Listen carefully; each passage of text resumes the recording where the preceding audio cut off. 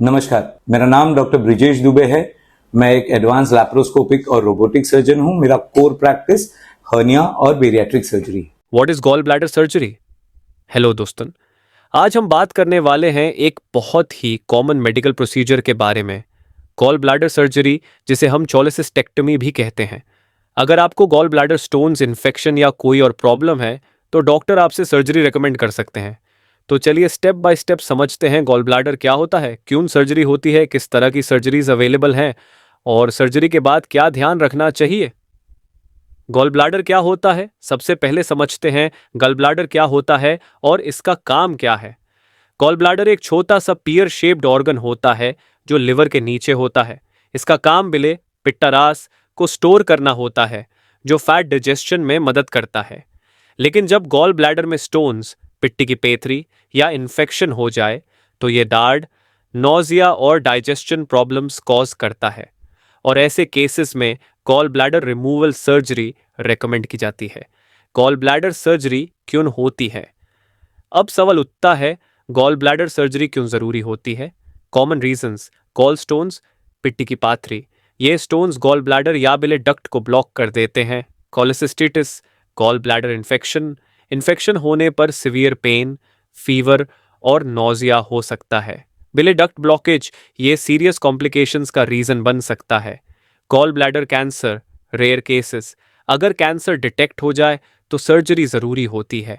अगर आपको frequent gall bladder pain, vomiting, fever या डाइजेशन इश्यूज हो रहे हैं तो डॉक्टर आपसे सर्जरी डिस्कस कर सकते हैं। गॉल ब्लैडर सर्जरी के टाइप्स: गॉल ब्लैडर रिमूवल के लिए दो तरीके होते हैं। एक लेप्रोस्कोपिक चोलेसिस्टेक्टमी, मिनिमल इन्वेसिव।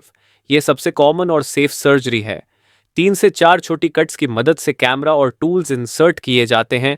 पेशेंट जल्दी रिकवर करता है और हॉस्पिटल स्टे कम होता है। तो ओपन चोलेसिस्टेक्टमी, ट्रेडिशनल सर्जरी। जब इन्फेक्शन सीवियर हो या लैप्रोस्कोपिक सर्जरी पॉसिबल ना हो तब ये की जाती है। एक बड़ा कट दिया जाता है। रिकवरी टाइम थोड़ा ज़्यादा होता है। डॉक्टर्स ज़्यादा केसेस में लैप्रोस्कोपिक सर्जरी ही रेकमेंड करते हैं क्योंकि ये कम पेनफुल और फास्ट रिकवरी वाली सर्जरी होती है। सर्जरी का प्रोसेस स्टेप बाय स्टेप। अब समझते हैं गॉल ब्लैडर सर्जरी का पूरा प्रोसेस कैसे होता है। Step 1, anaesthesia. पेशेंट को जनरल एनेस्थीसिया दिया जाता है ताकि उन्हें दर्द फील ना हो। स्टेप 2, इंसिजन्स, छोटी छोटी कट्स। लैप्रोस्कोपिक सर्जरी में 3 से 4 छोटी छोटी कट्स किए जाते हैं। Step 3, camera and surgical tools. एक छोटी सी कैमरा और सर्जिकल इंस्ट्रूमेंट्स इंसर्ट किए जाते हैं। Step 4, gall bladder removal. Gall bladder को सेफली रिमूव कर दिया जाता है।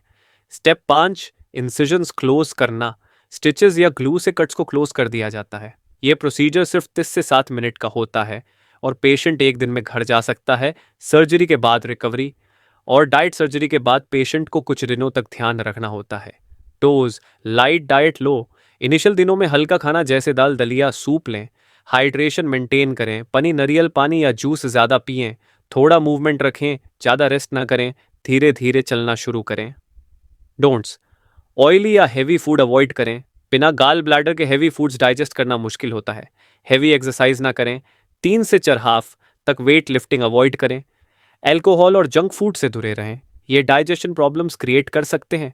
यूजुअली 1 महीने के अंदर पेशेंट नॉर्मल लाइफ रिज्यूमे कर सकता है। क्या गॉल ब्लैडर के बिना जीवन नॉर्मल होता है? बहुत लोग पूछते हैं, क्या गॉल ब्लैडर के बिना नॉर्मल लाइफ जी सकते हैं? बिल्कुल। लिवर बिले डायरेक्टली स्मॉल इंटेस्टाइन में भेजता है तो डाइजेशन प्रोसेस में कोई मेजर दिक्कत नहीं होती। बस इनिशियल डेज में फैटी और स्पाइसी फूड कंट्रोल करना जरूरी होता है।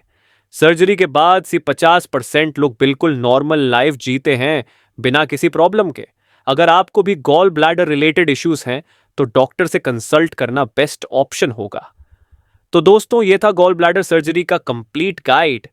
अगर ये वीडियो इन्फॉर्मेटिव लगा तो लाइक, शेयर और कमेंट जरूर करें। और अगर आप हेल्थ से रिलेटेड ऐसे ही और भी यूजफुल वीडियोस देखना चाहते हैं तो चैनल को सब्सक्राइब करें।